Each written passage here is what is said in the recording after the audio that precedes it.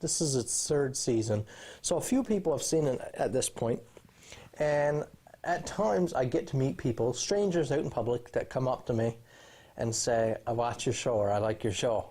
Now, I would say 85% of that conversation so far goes something like this. I like your show. Of course, I express my appreciation. The next thing is, buddy, you can put edge on a knife. It's something on the lines of that. Say, thank you, I've been at it a while, you know, working on the craft.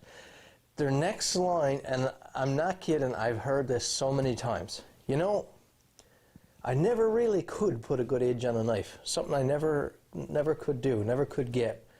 I've heard that so many times, and at this point I keep saying, anytime someone says that, I say, I hear that so much. You know, you're not in the boat alone. A lot of people experience the same type of thing.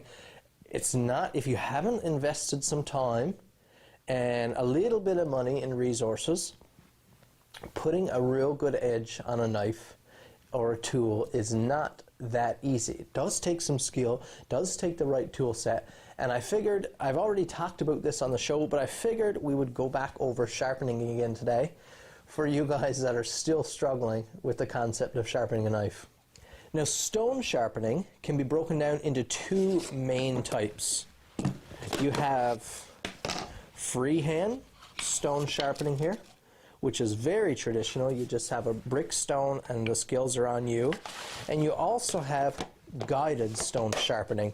Now, probably some of you guys haven't seen this system before. This is the Edge Pro, edgeproinc.com. They're one of the sponsors of the show. They make a beautiful system with a whole series of stones that clamp in this guide. You can set your angle, you clamp in your blade, and your angle is fixed. This is a wonderful system. It does take up some space. The stones are small, so they wear out a little quicker. The beauty of this system is that you don't need to spend hours and hours and hours learning how to maintain an angle. It removes that factor from the equation. It removes some of the human error. So this is just a beautiful system. It's expensive, but definitely a wonderful system to have, and you can keep it in the house.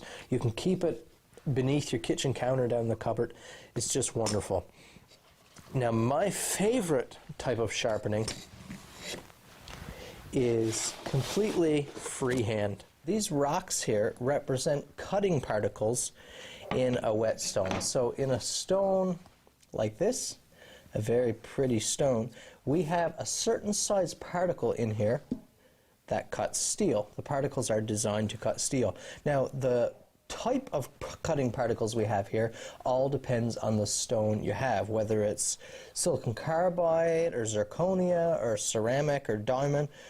The cutting particles are going to vary, but mainly the whole system is based on grits.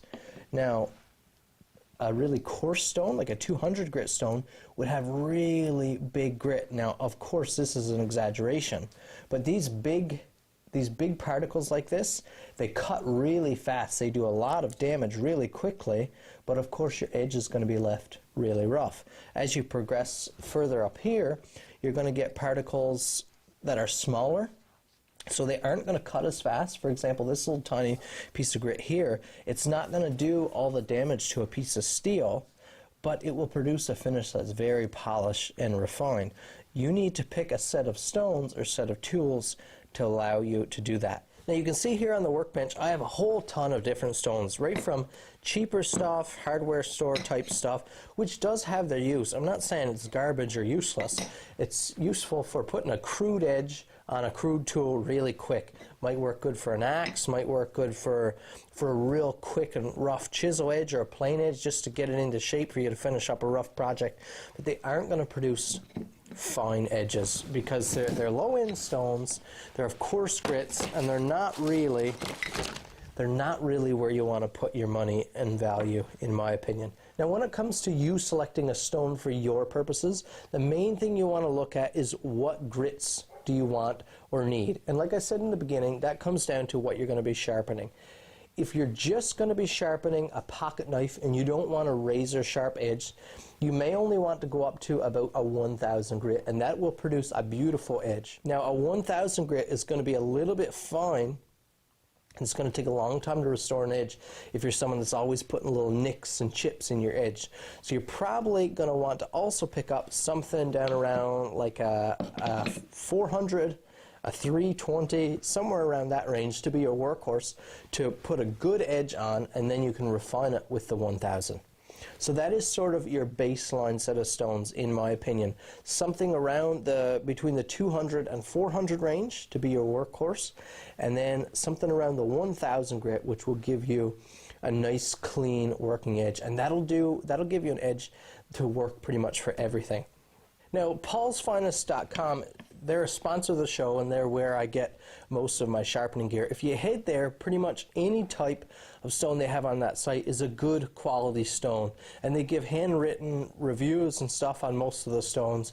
Very nice. Then you won't have to worry about wondering what's a good brand yourself. You go there, they have the good brands, you're safe picking something from there. So if you shop somewhere that's reputable, chances are they're going to have good quality stones, and you can just pick your grits that you know you're going to want based on what I said. You can pick those within that brand and have fun with it from there. Now for the baseline, like I said, you're going to want that 400 or so grit stone. You're going to want the 1000 grit stone. I would also highly recommend picking up a stone holder. This is a Nanawa stone holder, just the basic one. I think it's about 30 bucks. You can also get it on Paul's Finest, but it's really handy because it has rubber bottoms and it grips your stone. So it keeps your stone up off the bench or table or kitchen counter, whatever, and it helps it stick from sliding around. Highly recommend one of these.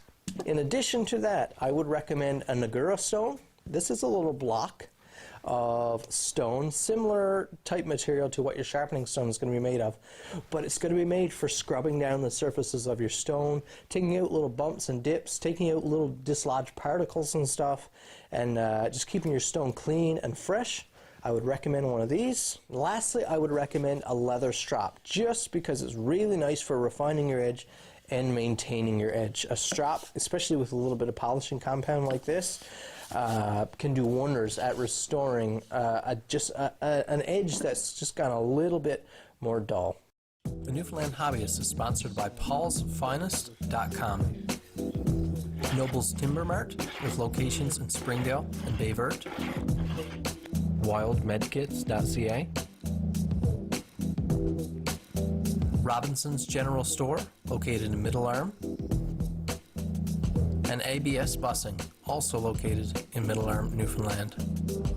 Now, one of the beauties of the modern whetstone is that they're pretty much all water stones, stones to be soaked in water. So maybe you could pick up a small container like this, big enough to store your stones in, and it also doubles as a little basin to soak your stones in.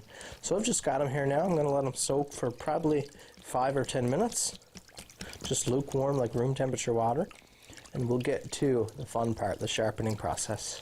Now, my knife to sharpen today is this lovely Sentoku. This is the first kitchen knife I ever made on my own. I had made a couple knives before this, but I decided one day to attempt a kitchen knife. This is what I came up with, and I have made several off of this pattern since, but I use this knife pretty much every day in my kitchen, and every so often it needs to be sharpened, and we're going to take care of that today. Now, I've been sharpening this knife lately up to a 1000 grit. And that's sort of the texture I like my edge to be. It might be something you want to play around with, but I don't want like a high polished 6000 grit. It's not my preferred edge to cut with. I like the 1000. I like it to be a little bit more grabby, and I just find it works better in meats and things like that. Now, this edge is dull enough from its few months of use in the kitchen that I do want to start with my coarser stone. I think I even have a nick there right in the center, so I'm going to want to remove that with, I'm going to use a 400 grit stone. This is a Nanawa Super Stone, a 400 grit. It's a lovely stone, and that's what we're going to be using. Clamp that in my holder, and now when you're about to start, when you guys get your shiny new stones, you're about to learn how to sharpen your knife, there are a few questions you're going to have. The questions that anyone has is what angle to hold your blade at, how much pressure to use. Those are the two questions. Now, for angle, I always say the exact same thing. That is to lay your blade flat on the stone, like so. If you have a pocket knife, you can do it exactly the same way. Lay it flat on the stone. Tip up your blade until the shadow disappears under the very edge, the very apex of your blade. Once that shadow disappears, it means that blade has laid flat. That bevel has laid flat on your stone, and you want to try to hold that angle, try to maintain that angle at that point. So I would do that same thing with my kitchen knife. I'm going to lay it right here. I'll use a flashlight here to exaggerate what I'm talking about, but just under your naked eye, under normal kitchen light, you will be able to see this shadow under the blade. You can see it closing up there. And as I tip this down, so you can see I've laid it on this flat bevel here, and it almost disappears. We still have a little touch of black you can see under your edge. But as I tip that blade up, at a certain point, that shadow disappears. You see that? If you're back a little bit, just right there, you can see that hint of shadow appear again. Once you tip it up to a certain point, that shadow's going to disappear, and that's your sharpening angle. Now, the one other main question you're going to have is how much pressure to use when you're sharpening. Now, I don't have a very good way. It's really hard to describe that. It's almost something you have to feel.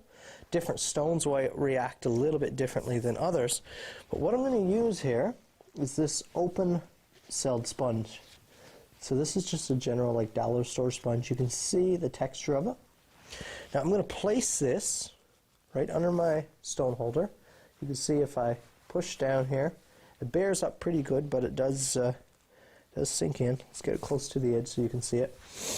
Now, when I start to sharpen here, maybe you'll get some idea of how much pressure I'm using.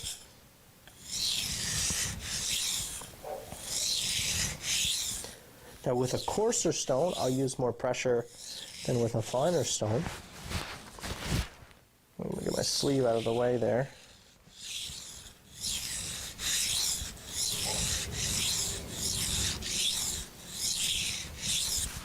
That is the amount of pressure. I don't know if that helps. I hope it does. It's a really hard thing to tell you because it's not a thing that you can measure in pounds per inch, or I guess if you really got scientific and got the equipment together, you could come up with that, but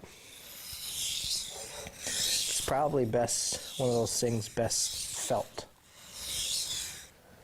Now I usually start by putting the toe or the tip of my knife on a stone. My finger will lay on the tip of the blade, just like so. And I'll start with a stroke pushing away from my body.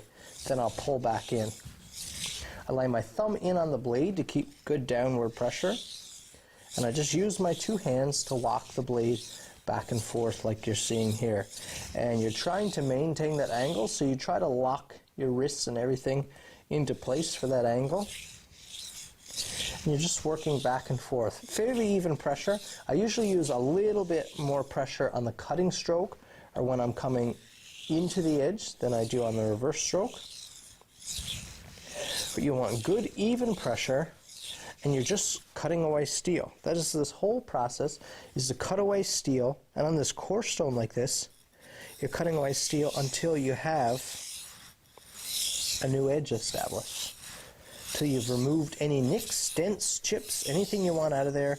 You've created the shape you want on your edge. So that's what I'm going to work towards. I often get a question like, do you count how many strokes, how much time you spend on each side of the blade? I do not. I just use the amount of work that needs to be used to establish an even edge on both sides. So I'll work until I get there.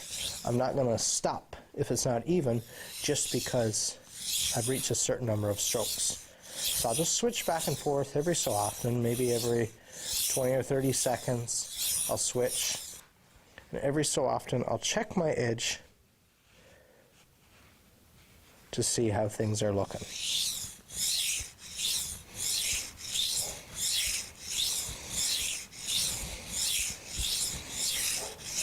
Now, if we take a cross section of a knife edge that is really dull, what you're likely to have is this right here. So this is your edge. This is your edge here.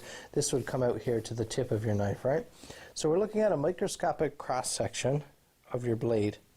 And notice that it's dull. It doesn't come to a beautiful apex. It comes to a rounded, this is an exaggeration again, but it's rounded. We don't have that real nice spearhead. So your goal is to sharpen that until we turn that dull edge into a nice spearhead or a nice apex. So you're removing the steel till we get back to here. So you have to remove some steel. It may take some time depending on how dull your edge is. Once you get to that point, once these two facets meet, you're likely to get what's called a burr, and that is a little bit of wire, a wire edge fold over. As those two edges meet and cross over, you get this little weak bit of wire hanging off your edge. Now, how you deal with that wire burr can make all the difference to your final edge. Now, as I'm getting close to that point here with my 400 grit, there are a couple things to consider. First off, how do I know if I get that burr? First off, you should know that you're getting close to that point because you can see your edge is going from dull to an apex. When a burr actually forms, you can usually see it in the light dangling. There will be a sharp line of reflection right at the edge of your knife. Sometimes the burr will be so drastic, especially if your stone you're using is real coarse, the burr will be so significant that it'll actually hang off a little bit of wire, a little bit of curly wire might hang off a portion of your edge. If neither of those are overly detectable, you can't see them very well. One thing you can do is drag your blade in reverse across a sensitive part of your skin. Even your fingernail might work.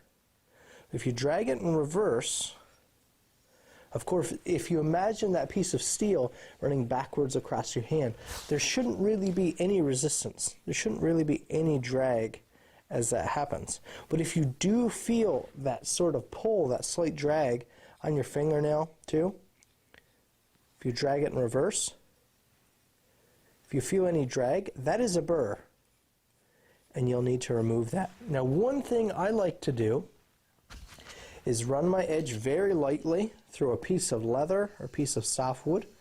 Just draw it just nice and light like that, and it'll help pull off any excess dangly bits.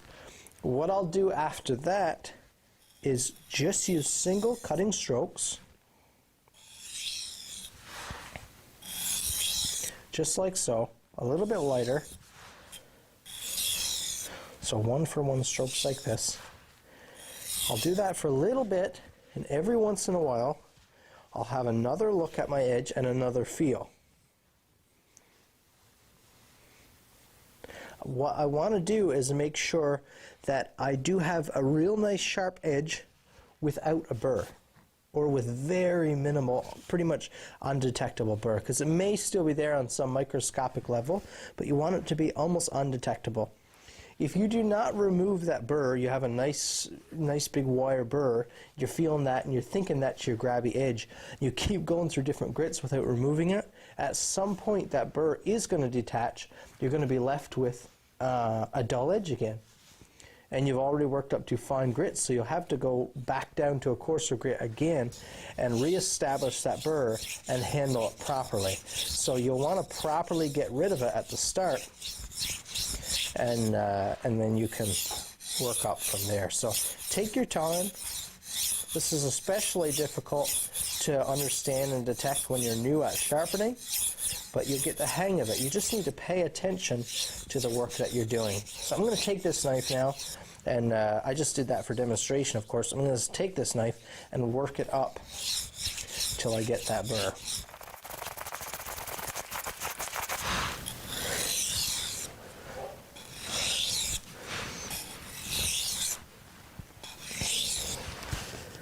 Now, if you notice, as I'm just finishing up with the 400 grit, I've just created an apex. You can actually see what I was talking about there, a little bit of wire burr right about here really hard to detect on the camera, but it's there. And you notice all those little bits of fiber along the edge. If you drag your edge along your sleeve or something like that, and there is a burr, that little bit of wire is going to grab onto little fibers and stuff. So that's another useful way to detect if you have a burr.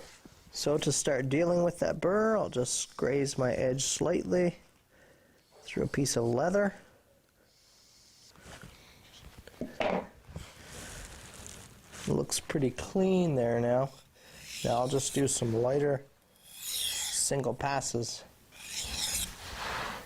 and check once more, just to make sure we do have a nice clean apex before we move on. Now this is a Sharpening glass, 1000 grit. Well, it's technically a 1000 mesh, which is a little bit higher than a 1000 grit, but it cuts like a 1000 grit. I'm going to start out with the exact same set of steps. Lay your blade on your stone, tip up until your shadow disappears, and we'll go back now to the back and forth strokes. We don't need to stay with the single strokes because we're going to work up through the same set of steps again. What you want to do once you move up in a grit like this is work to remove the previous scratches. So I'm trying to use this 1000 grit stone to remove all the scratches from our 400 grit stone. Now that may take a little while, depends on how fast your stone cuts, how much pressure you're using, but that is the goal here now. Since we've already taken the edge from that rounded dull edge to an apex, we're not trying to do that again. That's already done for us. So right now we're trying to refine it. We're going to stop right there. You could go to a much higher grit. We could work all the way up to that 8000 grit stone, and this thing would be gleaming. It would just be a gorgeous mirror polish. But that's not necessary for the work I'm going to do with it. It's wasting time, and it's an edge that 99% of people will not need or really notice much difference in. Most of your general kitchen tasks or EDC tasks for your pocket knives and things like that, any of your like fishing knives, your fillet knives, this 1000 grit right here is an edge that you will love. You can even see there that with that 1000 grit, we are clipping hairs. And just like that, my kitchen knife is back up to tip-top shape. Maybe we'll go in and cook something this evening. But now you guys that come up to me in the grocery stores, you have no excuse for never being able to get a good edge. I just showed you using two stones, a 400 and a 1000 here. Neither of these stones are that expensive. You don't even need the stone holder, although it helps. I showed you with just those two stones how to get a lovely edge that'll work well for any of your knives, whether hunting, fishing, your kitchen knives, your pocket knife, anything like that. That edge will be beautiful. Of course, you can work up to 3000 grit, 4000 grit, and 8000 grit and have just a gleaming edge to impress everyone. You could do that. You could pick up a few pieces of leather and glue it to a piece of wood to have a nice strap. You could do that and have just better and better edges. This is such a cool hobby that is so obviously useful. Everyone needs a sharp knife. If you have never experienced a beautifully sharpened knife, you're really missing out. And I'm sure a lot of people are in that situation, but it's just a beautiful hobby to get into, very useful for yourself, for your family, your friends. If you could pick up a few tools, learn this skill, I know you'll never regret it. I know all you guys that come up to me wish that you could put a real nice edge on your wife's kitchen knives. Maybe you like to cook yourself. I know you'd like to be able to put a good edge on it. Hopefully this video helps you do that. Thank you guys for watching this episode. I really appreciate it. A big thank you to the sponsors of the show, particularly in this episode, paulsfinest.com and Edge Pro Sharpening, or edgeproinc.com. If you guys want to check those sites out for some of their gear, please go ahead and do that. But thank you to the rest of the sponsors as well. As always, make sure you tune in next week to the Newfoundland Hobbyist.